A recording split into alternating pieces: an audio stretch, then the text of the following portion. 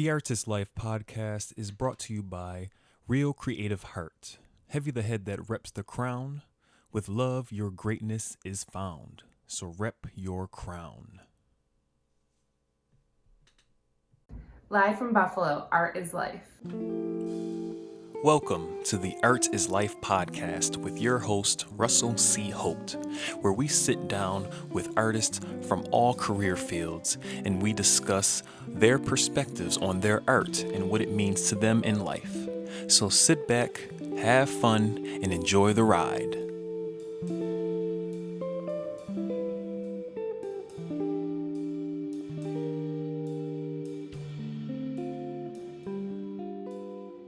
What's going on, guys? Welcome to another episode of Art is Life. I'm your host, Russell C. Holt. We are joined today with another friend of mine through the movie space, but this time we're going to take it a little further back behind the camera. So I'm joined with Cassandra Lyons, aka Cassie Lyons, who is a makeup artist. So without further ado, ladies and gentlemen, Cassandra Lyons, welcome. Hi, Russell. Thank you for having me today. Oh, no problem. Thank you for being on. So just want to start off with, telling people about, who you are, what got you into the space of makeup. Sure. I currently have been working in the film industry for about 10 years now, maybe a little less in film, but my career probably did start about 10, 11 years ago. I had no intention on ever being here today or even saw myself as a creative. When I was 17 years old, I went to cosmetology school, or was it 18? It was 18, I think. Yeah. But yeah, so I went to school for it, and I ended up being good at it, and I liked it. I started off with hair. And I won this hair award to go to the North American Hair Awards in Las Vegas from school. And that's kind of where things started taking off. And everything from, I started doing print, local fashion shows that turned into going to New York Fashion Week, things like that. And I was able to dabble around in a lot of different places, but felt most comfortable on set, just like in film. Cool. Nice. Sorry, guys, we got some cars going by. So what was after taking the going to school and stuff like that, and taking the trip and stuff, what made you fall in love with makeup over hair? I think that took quite a few years, actually. I loved doing hair. I actually, I did a lot of stuff like magazine work. I always wanted to do competitions and submit my work into, again, North American Hair Awards, get them into hair magazines, until I would say what really brought me to makeup was, it was back in 2015 or 16 when the movie Marshall came here to Buffalo, New York, and it was a 1940s piece, and I'm like, guys, wear in here. Yeah. I was like, shit. I said, shit. I'm like, I've been out of hair school for a minute. I'm like, I can't do finger waves and victory rolls. It was a lot. Mm-hmm. So, makeup in the 40s was simple. It was it's effortless. It's beautiful. You can't mess it up. Mm-hmm. So I didn't even take a gamble. I didn't even try to apply or interview for the hair department, excuse me. And I was able to dive right into the makeup department, and it was a fake it till you make it kind of situation. Mm-hmm. I was doing makeup, hair makeup in commercial world already, but never on a film. Mm-hmm. So is there a significant difference between the two, or just makeup artists in general, when it comes to different mediums? Oh, absolutely. It's a whole different, it's its own thing in itself. Mm-hmm. Just how for colors, for making sure you have the right skin tone for people, how to sculpt someone's face, how to bring out someone's natural beauty and making them look like them still. Or if it's a character, maybe you need to change, some of those features. But with hair, oh yeah, I mean, it's hot tool is different, especially when it comes to period films. You can't really fake that either. And same with makeup, but you really have to understand your craft. Trying to kind of go back to that question, but yeah, I mean, they just are very different things. Because it's a longer period when it comes to the movie, where a commercial is like a couple hours or so, usually in a day, versus you're doing it. You got to be consistent with it and make sure continuity and make sure it right. So it's more so because you have to be more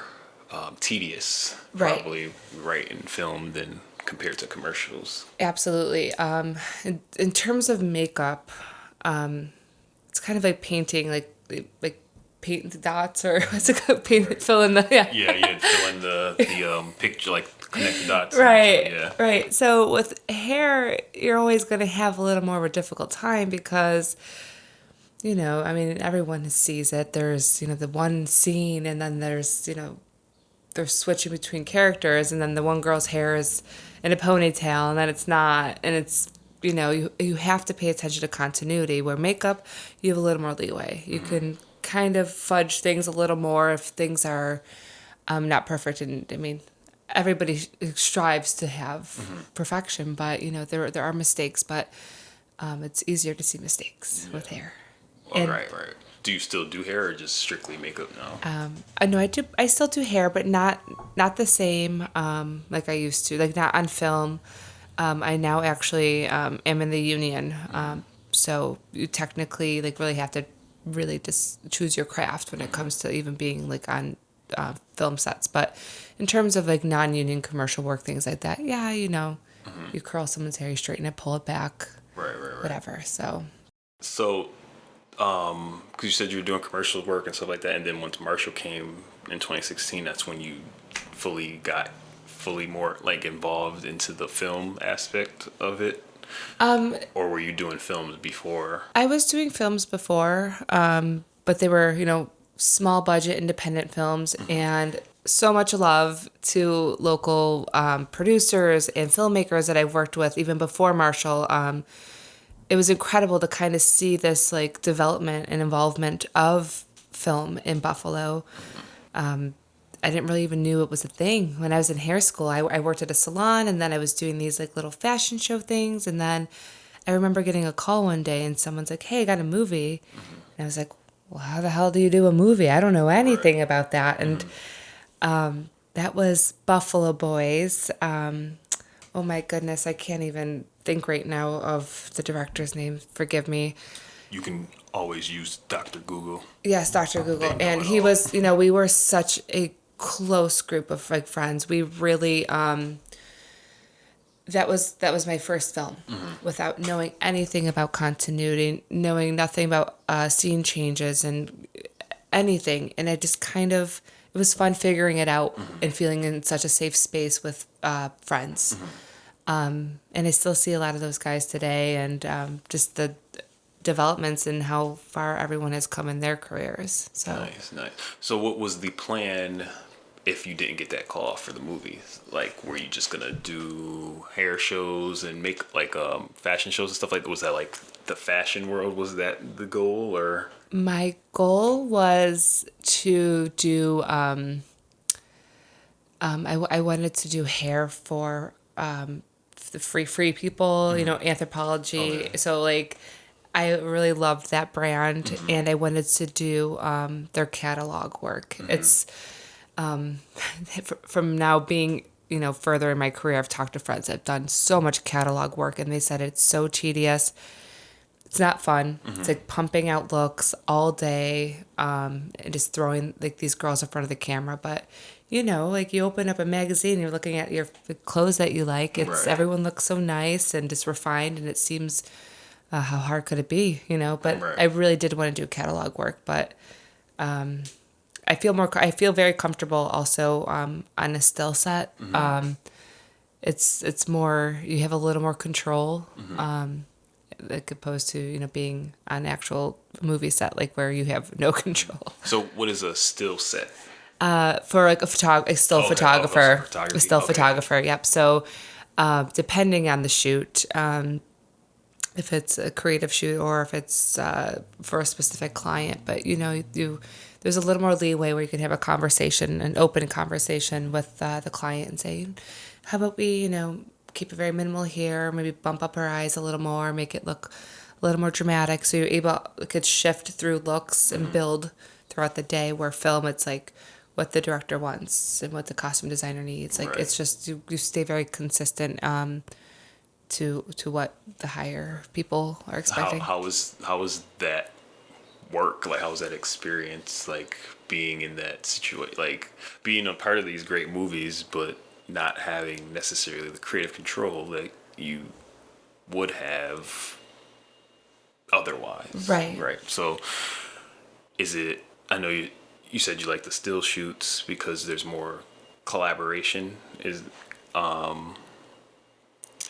But yeah, so I guess Yeah. So how does that work? Yeah. how is it, like, do you, I know you would prefer to do the photos perhaps, but how has the experience been thus far? Because you've got several movies under your belt now, both independent and like national movies. Right, or So, union, yeah. union movies. So I'm only speaking for myself. I mean, there's definitely, I'll step it back a bit. Like, there definitely is somebody in the makeup department in a union or a major film that has say in a creative. Like, there are makeup designers, there are hair designers, and they collaborate with the costume designer. They collaborate with the director, the producers, or whoever. I just haven't got there yet. Gotcha. So what would be the level? So, if you want to explain your position right now, and then like the levels as far as when it comes, like if someone was interested in going the makeup artist route in the film industry, you want to explain as far as like what your position is now, as far as like your rank or whatever. I guess Sure. you can, or if that's the proper term, but like Right. as far as like the levels that a makeup artist can get to in the film industry. Right. So there's several different positions. I mean, depending on what your craft is within the makeup department, there's special effects makeup. That is, your blood, your guts, your aging, your, just even going back to period, beard work. So bald caps. Like, I mean, you technically, like, to some degree, being a union makeup artist, like, need to know how to refine those, like, doing those things, like putting on a fake beard or a bald cap or some blood and making a scar. It doesn't necessarily mean that you love it, or it's your exact skill set. And then there's... So I think that's maybe talking about like what you can do with them, but for positions wise, so there's when you see the rolling credits, like on a film, you'll see the makeup department head. So that is the boss. That is the one that is in charge of the department. They generally, I mean, from my experience, I don't want to speak for the world, but they do the paperwork. They speak to the director. They're the ones that are like, fully just like right in the communication with like producers, directors, talking to the director about looks. And a lot of, they develop everything with the main cast members. They set the looks. There's also a makeup designer that may not even be present like on set or like in the trailers, like that they are setting like the tone, or just like colors and like things like that. But then, so there's the makeup department head, and then there's the key makeup artist, which generally I tend to be. So I'm one step below being a makeup department head. So I'm the one that generally goes to set with the cast members. I'm the one that keeps continuity photos. I'm the one that keeps inventory of supplies on the trailer, making sure that we have everything we need. So it's more of like a technical job, making sure that everything's being taken care of in terms of just doing makeup. So it's not just doing makeup. It's not just doing makeup. You have to do the paperwork as well. So remember that, guys. Yeah. No matter what, there's always paperwork. Oh yeah. So a funny story. It's a hard job. When you get there, I mean, you're designing, you're working straight with the talent, you're creating the looks. The key maintains the looks, but you're not creating the looks, and that's fine. I can't stay in one place at once. I love running around. I love being on set. But funny story. So I was working with this one actress years ago. She was a child actress, and we had to put like a scar on her hand, and whenever I wasn't looking, she'd peel it off, and then I'd have to put it back on before they would start rolling it to take it off. So one day my boss came to me and told me that she was like watching, like, it's called the dailies, like you watch the footage from the day before of like everything that they shot like on set, and she's like, Sophia doesn't have her scar on. She's like, I almost got fired because it's my job to make sure that, everything for the actors is supposed to be the way it is after every single take. Kissing scenes, like makeup, like if the red lipstick gets on somebody, you gotta wipe it off the person, reset the makeup. Scars, if you have a 10-year-old that keeps peeling them off, you gotta put them back on. Right. So it's a lot of work. Yeah, so it seems like there's way more work to be done doing that, just as much as like a director would have to pay attention to everything when they're filming, because you got to pay attention not necessarily to the same things as far as the scenes are concerned, as far as like if they're doing the acting part properly, but you're still having to pay attention to make sure they still look the same between shoots. So it's a lot more to this job description. Oh yeah, I mean, than just doing the makeup. And that's the thing. It's really not a glamorous job, and people say, "Oh wow, you do makeup." And isn't that ironic? Yeah, don't you think? Little honest, love it. But yeah, it's really not a glamorous job. I mean, I just got off a shoot from this past winter. It's 10 degrees out or -2 degrees out, overnight shoots. You're in the trenches, the mud. The actors are cold. Their makeup's flaking. It's, they're freezing, and just keeping them warm. And this job required doing some special effects work. So blood, and it's like the blood would harden and peel off in like this freezing cold temperatures. And yeah, so it's you're running around trying to make sure you're maintaining everything in the dark. You're wearing headlamps, while at the same time making sure your continuity is the same. And yeah, it's not. But does that make it more rewarding when that happens? Absolutely. Like, yeah. So like, what does makeup like mean to you? Like, is the art of makeup like? What is like? Yeah. What? Yeah. Why is doing makeup like? Why is it so passionate to you? That's actually a great question. I enjoy doing makeup, and sometimes I ask myself that same question, like, is it my like actual passion? Do I just love film? Do I love being on set? Do I love the gratification of seeing a project? And I think that's it. I love seeing when you put something on someone's face. It's not, my goal is not to change anybody or to change their look, but it's enhancing into seeing like how they evolve. And I love seeing actors like on camera, watching a monitor, and just how they, from speaking to them in person, then seeing them on screen, just like understanding, wow, this is why you are on camera. This is why you are an actor. Like, because talking to like anybody or an actor, you know, in the trailer, they just look like you or me. They're just people, and then like seeing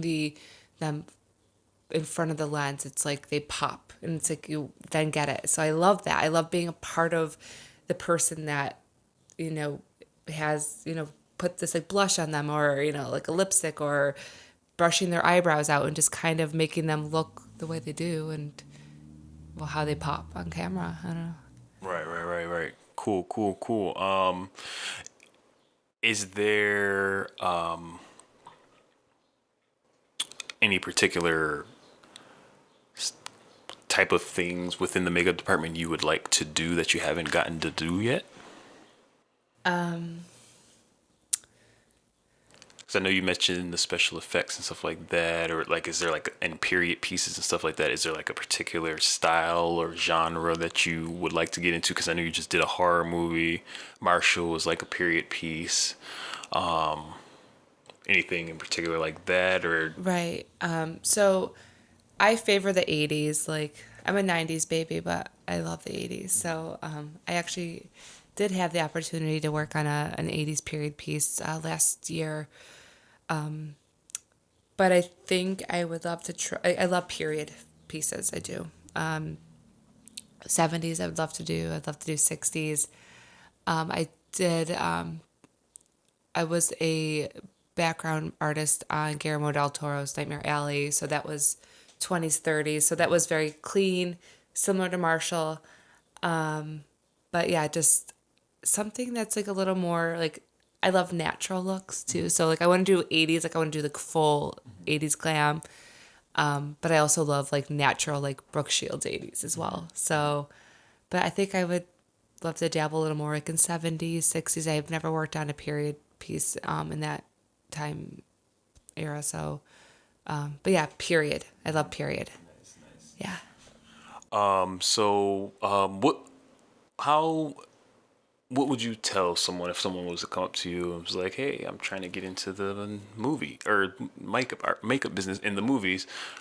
What would you say to them? Like, are there any specific steps, or is it kind of just luck?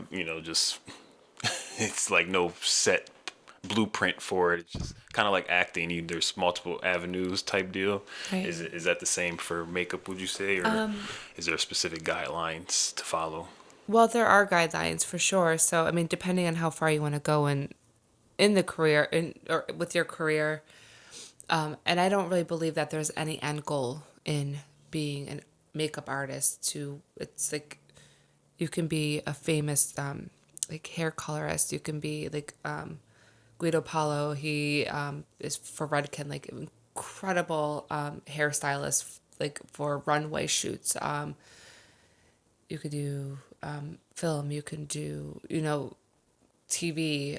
So there's just so many different avenues. So it depends technically like on where you want to go. But I guess if we're speaking in film terms, my suggestion to any makeup artist is start getting on those smaller shoots. Like, you like look around in your community, even if it's not here in Buffalo, New York. It's I would say most decent sized cities have a film commissioner to some extent. Make yourself seen. Start getting your days in, and then going on, the hair makeup union website and kind of see like what the qualifications are. And I think it's like 200 call sheet days within a year or something, and then you have to like go through each period. It's like all there. Like, so you basically, if like you want to work on major films in the union or work on union features like that you would see at a movie theater, yeah, I mean it's going to take some work. Took me quite a few years. I think my department head on Marshall was the one that said, start working hard, girl. She's like, I see that you have potential. And that was a tier one union film. But if you really want to do bigger movies, you really have to be in the union. So, but yeah, it just depends on where you want to go in the field, I guess. Yeah, gotcha. So what keeps you going to continue to be a makeup artist and strive to, what's the motivation behind it? Honestly, I think I'm pretty okay at what I do. I enjoy it. I love set. I understand set. So for that, it comes natural to me. My motivation is my family. Honestly, I before I had my son, I I just I was young and I just did what I did, and I feel like my child really motivates me and keeps me really focused on just like my life. So I really feel like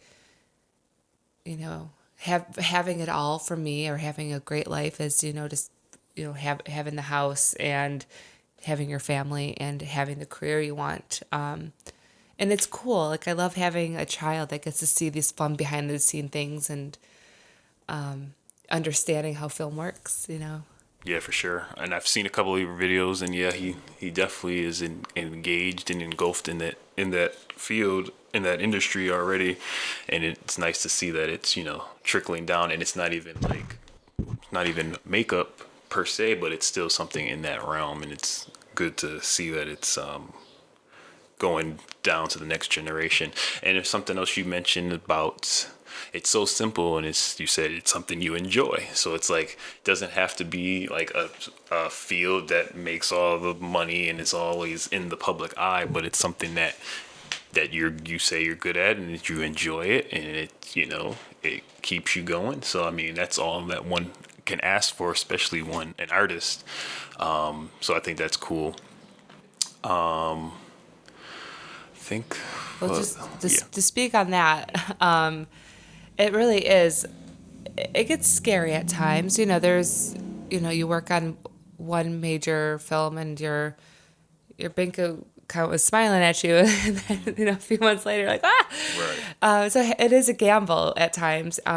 And I do like I guess like another goal of mine is to make myself or be available and known, and keep continuing to like work really hard. So I never am in between jobs too often. So that is a goal of mine, and that's a hope for my future. But Well, I would say you keep pushing, you will get it. What do you have any final thoughts and advice? Any final last words that you want to tell anyone? And also, what's next for you? I know you just finished the Paranormal Activity. Was it like 7 now? Black Snow. When do you know when that will be out? yeah, I think so. I spoke to my friend a couple days ago. She was the assistant to our director, Will, and she already saw a cut, and she's like it's pretty good. She's like, I got scared. She's like, I was there the whole time and I still felt a little scared. So I thought that was pretty cool. But so October, I think. Okay. October. So cliche. Check it out. Oh, of course, during Halloween. Now, what is it like to see your work on screen, and then like, does it matter like that? Some people might not know who did it, or does it matter as long as you know you did it, as long as you know your you or your people, your friends know, or something, Yeah. like, So I've been with my my partner Keith for some time now, and it's funny. So when things come out, I'm never like. There are times where I'm like, you gotta watch this with me. You gotta come to these like premieres. You gotta do the thing. And there's some times where I don't. So it's like, I think with having a career, you become a little more humble, and you're just, if, I don't promote myself really. So like, even doing this for me, right. it's like funny. It's like, yeah, like Just it's happy to be working, huh? yeah. Yeah. But it's cool. There I have my moments that I'm really grateful. And I try to wrap it up, but like just Oh, take your time. there's this one specific moment in my career, I will never forget it, and it really made me feel like, it's kind of going back to like a last question you had, is like just what makes you, or moments that you had like in your profession that make you love it. It was a really hard, hot day. We were there for probably at least 13 hours at that point.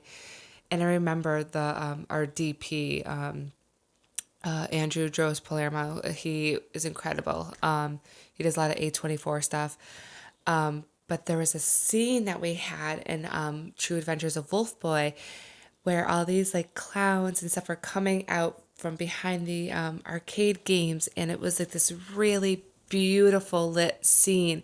And I teared up just like looking at the monitor saying, this is why I'm here. This is why I love this job. I'm tired. I'm hot. I want to go home. And then you see something like that on screen and you're like, wow, this is why I'm here. And it's just like moments, movie magic, you know? It's always about those moments, guys. Yes. It's not always going to be fun. No. But But there will be times where it's worth it for sure. It's totally More worth times it. than not. Yes. Cassie, I appreciate you doing this, giving us an insight on a job that we see in passing, but we might not necessarily know anything about or even consider and think about. And I appreciate that. Did you have any final thoughts or any words of wisdom to anybody out there who may be a makeup artist or striving to do something with their lives in the makeup department and are struggling? Sure. Pandemic is still technically somewhat still going on, Yeah. so time is not as easy as it once was. But yeah, For sure. Keep pushing. I mean, if it's something that you love, absolutely keep going for it. And it should never be that hard to do what you love. It really shouldn't. And you're going to come across people in the industry that you'll be discouraged. There's going to be months where you don't get calls. There's going to be times where you get nervous about not having enough financial support and you're not making your financial needs. But if you really love it, it's just stick it out. Eat ramen noodles. Seriously, it's like oodles and noodles and noodles. yeah, like it's a great like if you know you're good at it, just like you got to keep pushing. Keep pushing. Facts. Keep pushing until you can't push no more. And don't let anyone be mean to you either because, hey, I mean, stay humble, but you're going to have some bosses out there that are tricky, but... Yeah. Have thick skin. Yes. That's important for sure. Like I said, Cassie, appreciate it. What's next? After us, do you have anything in lined up? Any movies you can talk about or any projects you can talk about? Or as of right now, I don't have anything on the horizon this summer for film. I think there's some things in the works for this fall, which is exciting. Well, this will be coming out in the fall, so guys, make sure you be on the lookout for anything Cassandra Lyons is doing. If you wanted to tell us how we can keep following you and supporting you, that would be awesome. Sure, absolutely.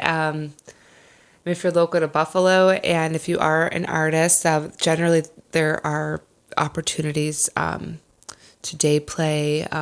We could have artists on set, like especially for those really big days when there's tons of background people. And there's only a handful of us here that are union artists, so we're always looking for some fresh eyes and good pair of hands. But yeah, but in terms of work, just commercial work and working with some of my local friends here in Buffalo that, when you're on film, on set, like on a movie, you're gone for a month or two or whatever. It's good to kind of get your feet back into working with some producers from, commercial work so they don't forget about you. Yeah, for sure. Do you have any social media that we can follow you on or anything like that? Sure. Did you want to give out or not? Or Yeah, that's fine. it's up to you. You might not think I'm a makeup artist by looking at it. It's a lot. Might think she's a photographer. You might. My son's very photogenic. It's __ Cassandra Lyons. That's how you can follow me on Instagram. The Cassandra Lyons. Yeah, and feel free. I mean, if you're a makeup artist out there in the community, I I'm not one of those people that keeps all my secrets to myself. I'll tell you all my tricks. So Yes, please. pay it forward. That's important too as well. Final question, Cassie. When it's all said and done, what would you like your legacy to look like? Who would I like my legacy to look like? Like me as a person? Like, Yeah, like you as a person, your career, once everything's done, when they're saying Cassandra Lyons, she did this, this, and that, what do you want yours to say? Or what type of person do you want them to say you're? kind. I think for me, it's so important to treat people with respect and kindness, because you not only do you not know if that person's gonna be in your future and how that plays out, but I think that's like one of my biggest things is just making sure that like you love on people and you respect them, and you pay it forward, like you said before. That's what I want people to remember me by, and of course funny. So You said funny. funny. Funny. Cool. Well, Cassie, I appreciate this. Thank you once again. And guys, make sure you keep a watch for that Black Snow coming out. It's gonna be fun. And anything else the Cassandra Lyons is doing. Cassandra Lyons, thank you. Appreciate it, guys. Thank you for another episode of Art is Life. You know how we do. Peace, love, and blessings. See you soon.